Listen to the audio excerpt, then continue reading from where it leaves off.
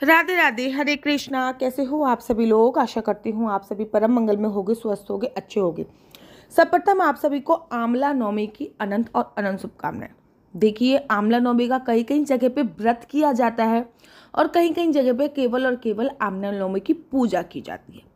Basically श्रीधाम वृंदावन में बहुत सारे लोग आंवला नवमी का व्रत करते हैं और बहुत सारे लोग केवल और केवल पूजा करते हैं।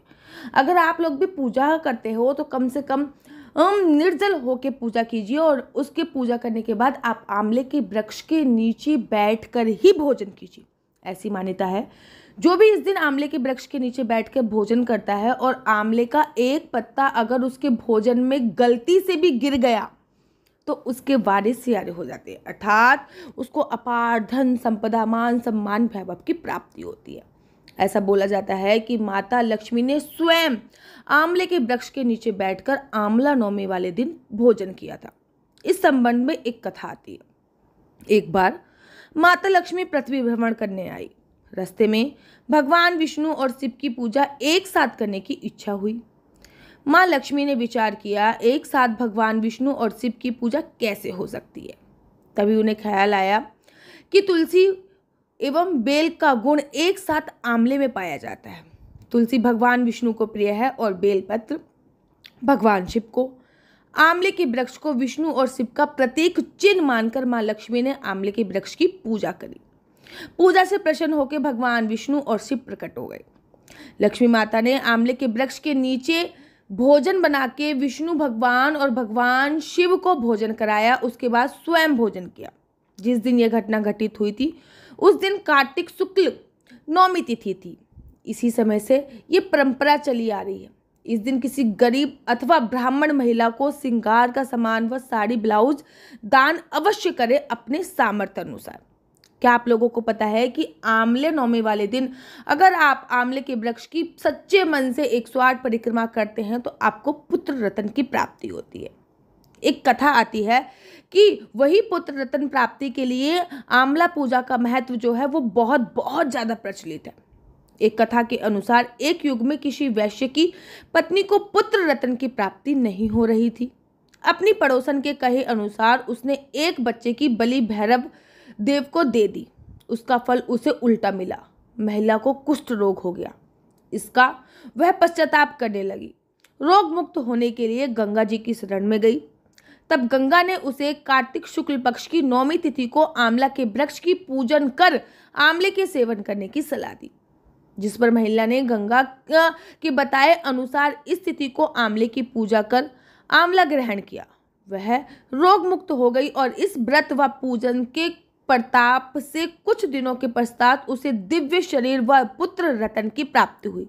तभी से हिंदुओं में इस व्रत को करने की परंपरा चली आ रही है।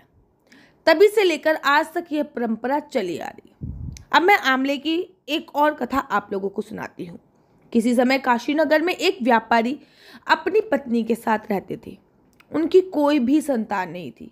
इसी कारण व्यापारी की पत्नी हमेशा दुखी रहती थी। एक दिन उसे किसी ने कहा कि यदि वह संतान चाहती है तो उसे किसी जीवित व्यक्ति की बच्चे की बलि भैरव को चढ़ानी होगी। उसने यह बात अपने पति से कही, लेकिन पति को यह बात जरा भी पसंद नहीं आई। चूँकि उसकी पत्नी को संतान की बहुत ज़्यादा लालसा थी, इसलिए उसने पति से छुपक कर अच्छे बुरे की परवाह किए बगैर एक बच्चा चुराकर उसकी बलि भैरव बाबा को दे दी। इसका गंभीर परिणाम हुआ और व्यापारी की पत्नी को कई रोग हो गए। पत्नी की यही हालत देख व्यापारी को दुख हुआ। उसने इसका कारण पूछा तो पत्नी ने बताया कि बच्चे की बलि के कारण उसकी यही हालत हुई है। श्री जी की चरण सेवा की, सभी धार्मिक आध्यात्मिक जगहों पर गए। यह सुनकर व्यापारी को क्रोध भी आया, इसलिए उसने बताया कि वह इन पापों से मुक्ति के लिए गंगा स्नान करे, सच्चे मन से ईश्वर की प्रार्थना करे। व्यापारी की पत्नी ने कई दिनों तक यह कार्य किया। इससे प्रसन्न होकर गंगा मैया ने एक बूढ़ी औरत के रूप में व्यापारी की पत्नी को दर्शन दिए और कहा कि उसके शरीर के सारे रोग दूर हो जाएंगे यदि वह कार्तिक मास के शुक्ल पक्ष की नौमी के दिन वृंदावन में व्रत रखकर आंवले के वृक्ष की पूजा करे। व्यापारी की पत्नी ने बड़ी विधि विधान से आंवला नवमी का व्रत पूजन किया। इससे शीघ्र ही उसके सभी कष्ट दूर हो गए और उसे एक सुंदर संतान की प्राप्ति हुई। इसी दिन से महिलाएं सुख, सौभाग्य, रोग मुक्ति और उत्तम संतान के लिए आंवले की वृक्ष आंवला नवमी का व्रत रखती हैं और आंवले के वृक्ष की पूजा करती हैं। एक कथा इस प्रकार भी आती है, एक राजा थे, उनका प्रण था, वह रोज 52 आंवला दान करके ही खाना खाते थे। उनसे उनका नाम आंवलाए राजा पड़ गया था। एक दिन उनके बेटे बहू ने सोचा कि राजा इतने सारे आंवले रोजाना दान करते हैं, इस प्रकार तो एक दिन सारा खजाना खाली हो जाएगा। इसलिए बेटे ने राजा से कहा कि उसे इस तरह दान करना बंद कर देना चाहिए। बेटे की बात सुनकर राजा को बहुत दुख हुआ और राजा रानी महल छोड़कर जंगल की तरफ जा बैठे। राजा रानी आंवला दान नहीं कर पाए और प्रण के अनुसार उन्होंने कुछ खाया भी नहीं। जब भूखे प्यास 7 दिन हो गए भूखे प्यास रहते रहते, तब भगवान ने सोचा यदि मैंने इनका प्रण नहीं रखा तो इनको सत्य नहीं रखा तो विश्वास चला जाएगा। इसलिए भगवान ने जंगल में ही महल, राज्य और बाग बगीचा सब बना दिया। ढेरों आंवले के पेड़ लगा दिए। सुबह राजा रानी उठे तो देखा कि जंगल में उनके राज्य से दुगना राज्य बना हुआ है। रानी खुश हो गई और रानी ने राजा से कहा, आओ नहा धोकर आंवले का दान करें। और उसके बाद खुशी खुशी उन लोगों ने खाना खाया। उधर आंवला देवता का अपमान करने व माता पिता से बुरा व्यवहार करने के कारण बहू बेटे के बुरे दिन आ गए। राज्य दुश्मनों ने छीन लिया, दाने दाने को मोहताज हो गए। काम ढूंढते हुए अपने पिताजी के राज्य में आ पहुंचे। उनके हालत इतनी बिगड़ी हुई थी कि पिता ने उन्हें बिना पहचाने काम पे रख लिया। बेटे बहू सोच भी नहीं सकते थे कि उनके माता पिता इतने बड़े राज्य के मालिक भी हो सकते हैं। सो उन्होंने भी अपने माता पिता को नहीं पहचाना। एक दिन बहू ने सास के बाल गूंथते समय उसकी पीठ पर मस्सा देखा। उसे यह सोचकर रोने आ गया कि यह मस्सा मेरी सास की पीठ पर भी था। हमने ये सोचकर उन्हें आंवला दान करने से रोका था कि हमारा धन्य नष्ट हो जाएगा, आज वे लोग न जाने कहाँ होंगे। यह सोचकर बहू को रोने लगी। आंसू टपक कर सास की पीठ पर गिरने लगा। रानी ने तुरंत पलट कर देखा, पूछा, तू क्यों रो रही है? उसने बताया कि आपकी पीठ पर जैसा मस्सा है ना, वैसे मेरी सास की पीठ पर था। हमने उन्हें आंवला दान करने से मना कर दिया था, इसलिए वे घर छोड़कर कहीं चले गए। तब रानी ने उन्हें पहचान लिया, सारा हाल पूछा और अपना हाल बताया। अपने बेटे बहू को समझाया कि दान करने से धन कम नहीं होता बल्कि बढ़ता है।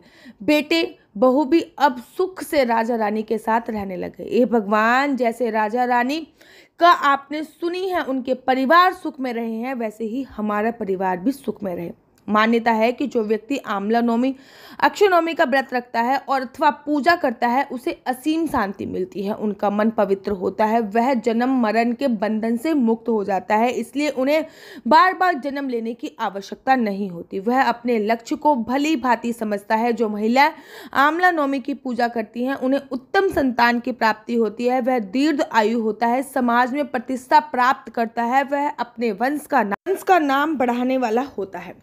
आप लोगों को पता है कि इसके अतिरिक्त इस घर में जो भी पूजा होती है उसका वंश हमेशा बढ़ता है। कहते हैं आंवला नवमी की पूजा से पति पत्नी के बीच में रिश्ते बहुत मधुर होते हैं, दोनों के बीच में आपसी तालमेल बहुत अच्छा रहता है। इसका एक वैज्ञानिक फायदा भी है। कहा जाता है कि आंवले के सेवन से गरिष्ठ भोजन जल्दी पच जाता है। आंवला नवमी के दिन आंवले के पेड़ के नीचे बैठकर ही भोजन करना चाहिए। मान्यता है कि भोजन करते समय यदि आपकी थाली में आंवला या उसका पत्ता भी गिर गया तो यह बहुत शुभ संकेत होता है। माना जाता है कि इससे आप वर्ष भर स्वस्थ रहोगे। आंवला नवमी को कार्तिक शुक्ल पक्ष की नवमी भी कहते हैं। इस दिन द्वापर युग का आरंभ हुआ था। इसके अतिरिक्त इस दिन भगवान विष्णु ने कुष्मांडा नामक असुर का वध किया था। तभी से उसके रोम से कुष्मांड नामक बेल उत्पन्न हुई थी और इसी बेल का दान करने से उत्तम परिणाम मिलता है।